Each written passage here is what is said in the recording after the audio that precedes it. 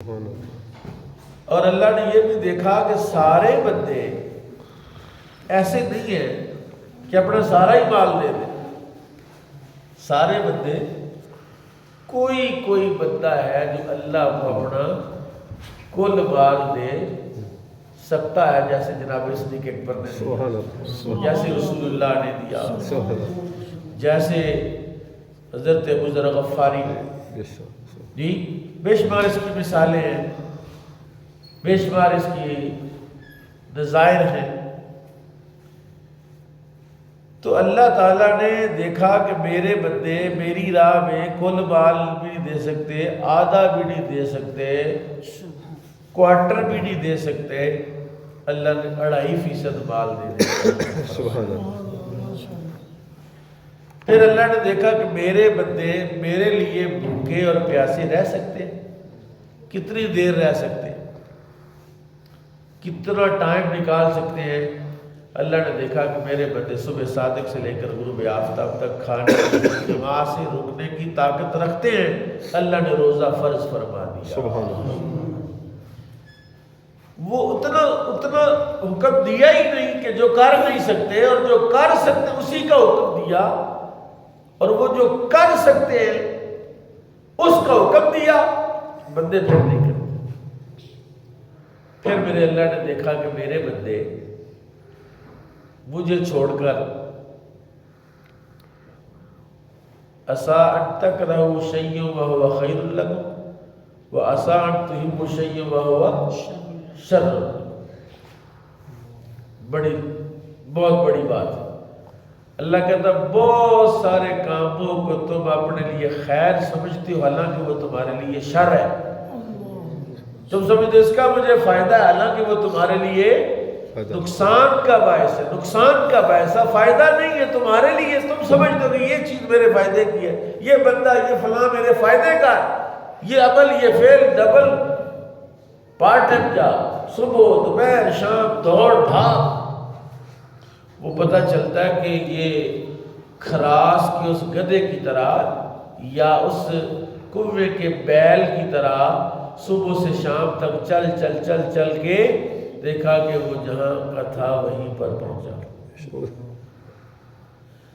اس کے نتیجے میں، اس کے مقابلے میں اللہ نے کہا کہ میرے بندے تو تھوڑا بہت کام کر، لیکن میرے ساتھ تعلقات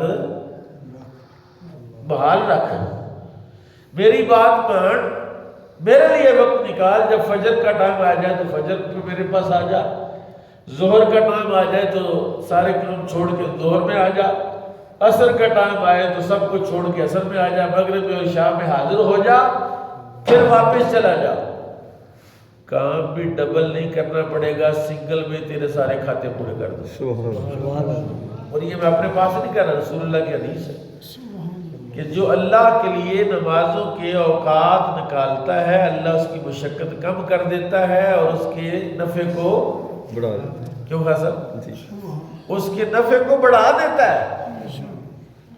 اور جو ابھی تک لگے ہوئے مشینیں چلا رہے ہیں، نہ فجر نہ ظہر نہ عصر نہ مغرب نہ عشاء، بڑی کمائی کر لی، پتہ چلا کہ وہ ساری کمائی میں تو فلانے کی بیماری آ گئی تو سارے پیسے اسپتال میں ہی لگ گئے.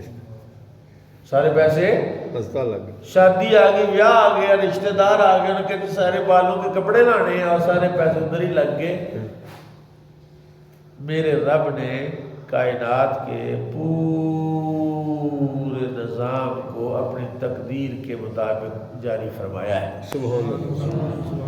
ہم وہ نہیں ہیں کہ اللہ جو کرتا اللہ ہی کرتا، اللہ کے سوا کوئی کچھ نہیں کر سکتا. نہیں، یہ ہمارا عقیدہ نہیں ہے. یہ جبریہ کا عقیدہ ہے کہ اللہ سے سب کچھ ہونے اور مخلوق سے کچھ بھی نہ ہونے کا عقیدہ توحید ہے. یہ عقیدہ توحید نہیں، یہ جبریہ کا عقیدہ ہے. فرقہ جبریہ کون ہے؟ وہ کہتے ہیں بندہ مجبور محض ہے، بس جو اللہ نے چاہتا وہی کرتا ہے. ہمارا یہ عقیدہ، ہمارا عقیدہ کیا ہے کہ اللہ نے ہمیں اختیار بھی دیا کہ جب اذان فجر آئے الصلاۃ خیر من النوم نماز نیند سے بہتر ہے۔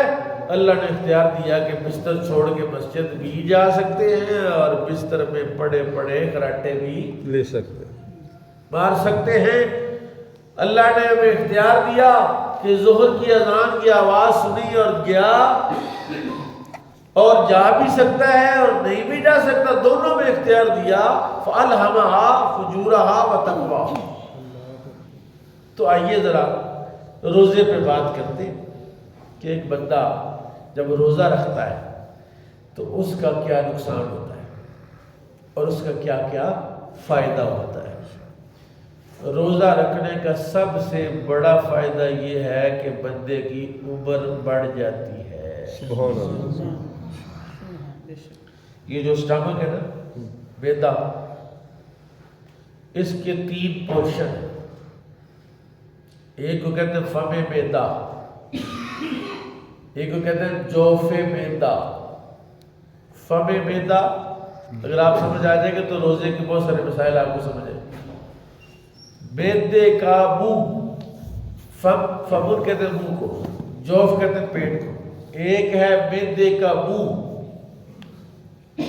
جب آپ کھانا کھاتے ہیں تو کھانا سیدھا معدے کے اندر جا کے غلاظت نہیں بن جاتا، بلکہ وہ معدے کے منہ کے اوپر رہتا ہے، پڑا رہتا ہے۔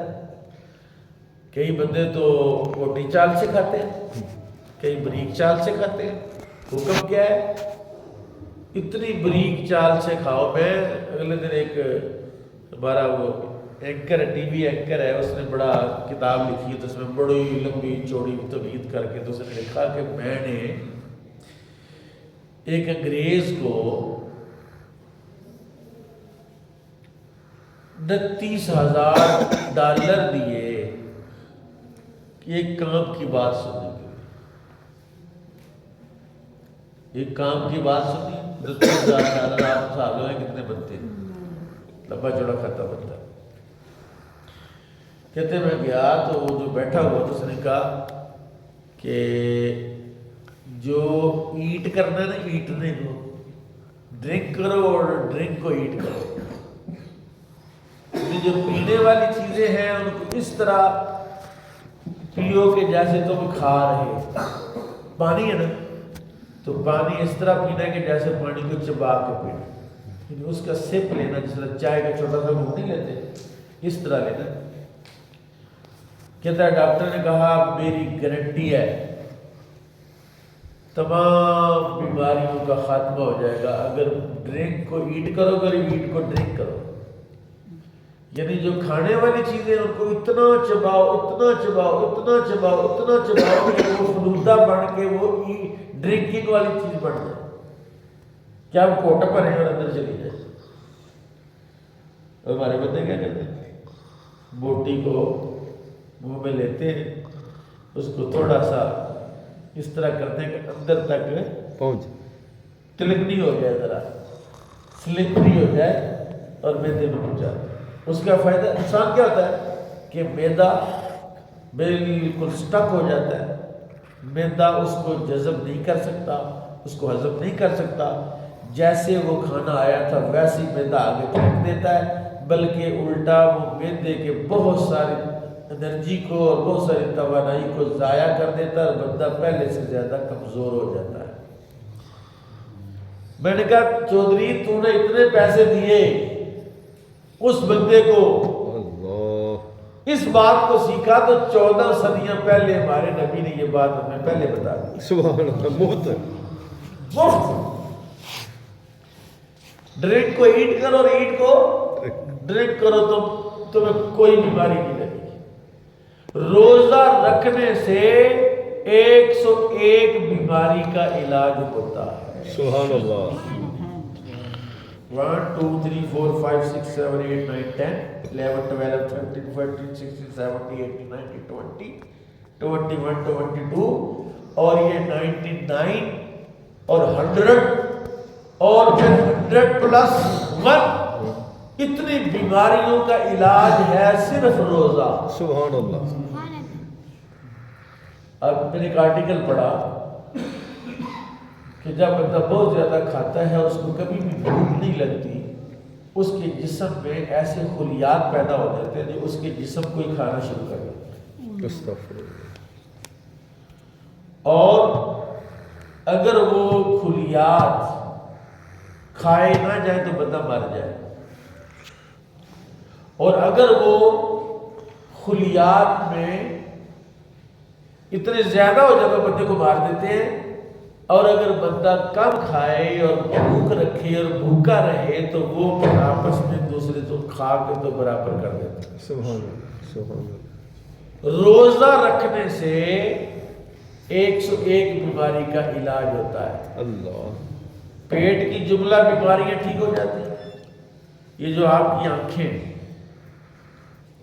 اس کی جو رطوبتیں، روزہ ان کو تیز کرتا ہے، آنکھوں کو تیز کرتا ہے، بیماریوں کا خاتمہ کرتا ہے. سبحان اللہ. روزہ سماعت کو نفع دیتا، سماعت کو فائدہ دیتا ہے. سبحان اللہ. کبھی آپ کھانا کھاتے کھاتے جب زیادہ چبائی کریں گے نا تو آپ کی پھوپڑیاں درد کرتی ہیں. خان صاحب، جی جی. یہ جو مکئی کے دانے چباتے ہیں نا، مکئی کے ایک تو پلے ہوتے ہیں نا، ایک مکئی کے دانے جو مائیاں توڑ کے دیتی ہوتی تھی، وہ چبا کے تو یہاں پھوپڑیاں درد کرتی ہیں. جی. اور پھر روزہ رکھنے سے جب آپ صبح سے شام تک آپ نے کوئی شے چبائی نہیں تو کان کو بھی راحت ملی، زبان کو بھی راحت ملی، دانتوں کو بھی راحت ملی، اور آپ کی نظر کو بھی فائدہ ہوا، آپ کے کانوں کو بھی فائدہ ہوا، آپ کے دانتوں کا بھی فائدہ ہوا، اور پھر آپ کا یہ جو سسٹم ہے یہاں پر سینے کا سسٹم ہے جہاں سے کھانسی آپ کی ہوتی ہے، بلغم کا خاتمہ ہوتا ہے روزہ رکھنے سے. بلغم نہیں رہتی. یہ جو ہڈیاں نا، یہ جو میکھ ہے ہڈیوں کی، آپ لیتے ہیں نڑی، اور بدر پلاؤ نے نڑی 300 روپئے ہے، میکھ جو اسی کی ہوتی ہے. یہ آپ کے بھوکا رہنے سے آپ کی میکھ میں اضافہ ہوتا ہے. سبحان اللہ سبحان اللہ. یہ جو جوڑوں کا درد ہے، روزہ رکھنے سے جوڑوں کا درد بھی ٹھیک ہو جاتا ہے. یہ جو رطوبتیں کم یا زیادہ ہوتی ہیں، روزہ رکھنے سے جسم خود ہی وہ ساری توانائیاں پیدا کرتا ہے. سبحان اللہ. اور پھر میں ایک بات آپ کو بتانے لگا ہوں، غور سے سننا. میرے آقا و مولا امام الانبیاء صلی اللہ علیہ وسلم کے بارے میں یہ پوری امت کا اتفاق ہے اس بات پر کہ ساری کائنات میں سب سے زیادہ عقل اگر کسی کے پاس ہے تو ان کا نام محمد الرسول اللہ صلی اللہ علیہ وسلم. سبحان اللہ. بلکہ شیخ عبداللہ محدث دہلوی نے یہ بات لکھی ہے کہ اگر عقل کے 100 درجے بنائیں تو 999 درجے عقل کے اللہ نے رسول اللہ کو عطا فرمائے، اور 1 درجہ عقل کا باقی سب کو دیا. سبحان اللہ سبحان اللہ. اتنی عقل ہے رسول پاک صلی اللہ علیہ وسلم.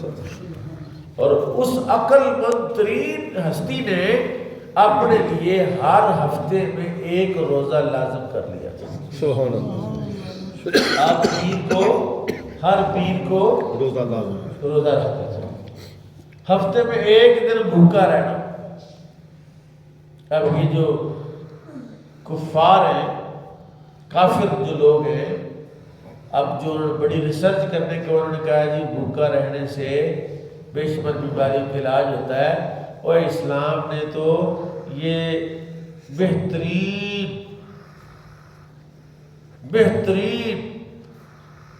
اسوہ کامل نظام زندگی کو اس ترتیب کے ساتھ اسلام نے